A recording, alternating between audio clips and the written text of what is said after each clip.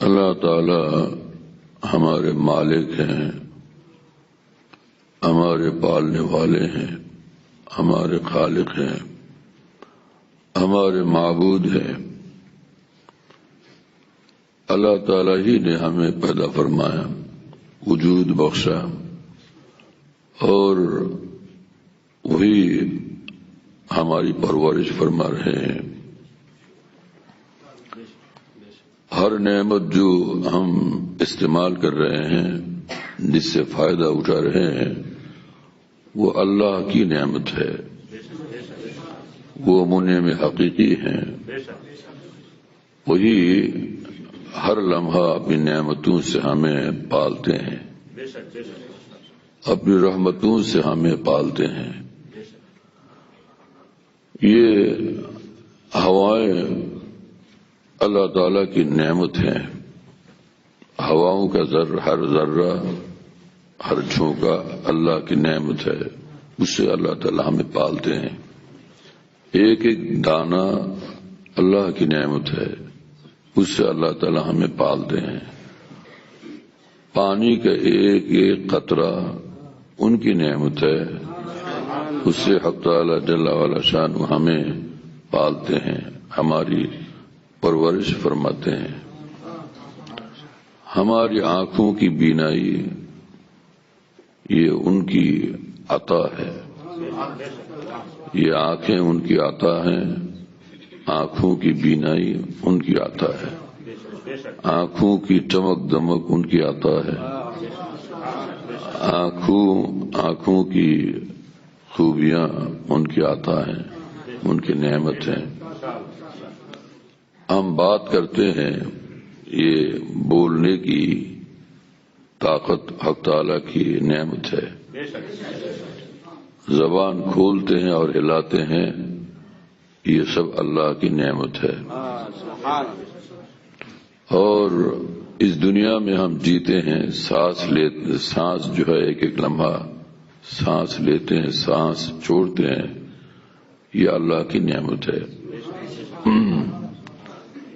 کھانا کھاتے ہیں، یہ کھانا ہضم ہو جاتا ہے، کھانے کے وقت یہ گلے میں اٹکتا نہیں، یہ ان کی نعمت ہے۔ اور کھانا جو آسانی سے آرام سے ہضم ہو جاتا ہے، یہ بھی ان کی نعمت ہے۔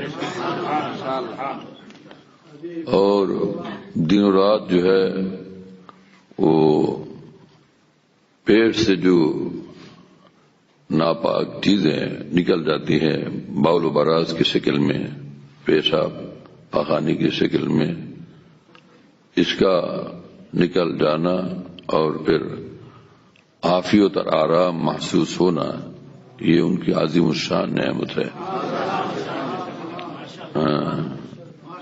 آنکھیں بند ہونے کے بعد پھر جو آنکھیں ہم کھولتے ہیں، یہ بھی ان کی نعمت ہے۔ اگر آنکھ بند ہو گئی پھر نہیں کھول سکے تو پھر کیا ہوگا؟ زبان بند ہو گئی پھر نہیں زبان ہلا سکتے، کھول سکتے، پھر کیا ہوگا؟ قدم رکھتے ہیں پھر قدم اٹھاتے ہیں، رکھنا بھی نعمت ہے، پھر قدم کا اٹھانا بھی نعمت ہے۔ اگر ایک جگہ قدم جم گیا اور اٹھتا نہیں ہے پھر کیا ہوگا؟ کس طرح وہ قدم اٹھے گا؟ کون اٹھائے گا؟ کرین سے اٹھائیں گے اس کو؟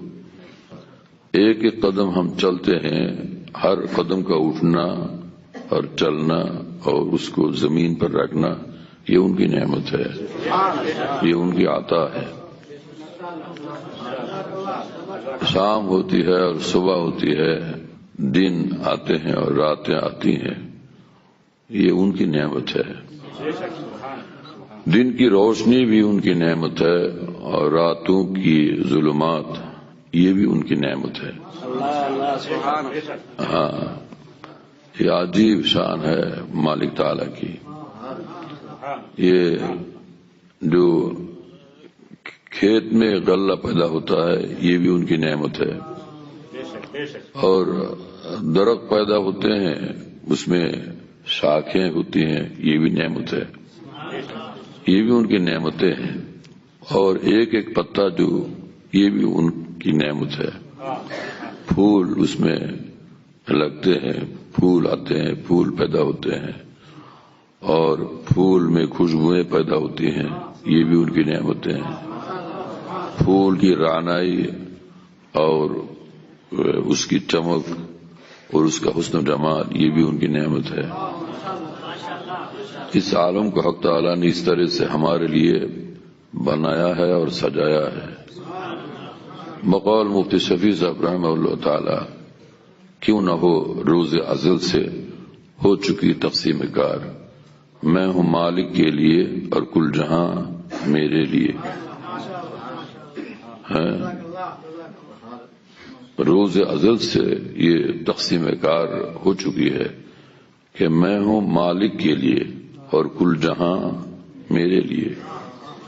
یہ آسمان حق تعالیٰ نے پیدا فرمایا، اس کو بنایا اور اس کی اس طرح سے سجایا ہے ہمارے لیے، اور اس میں چاند سورج اور ستارے پیدا فرمائے اور ان کو روشنی عطا فرمائی اور حسن و جمال سے نوازا، یہ سب ہمارے لیے۔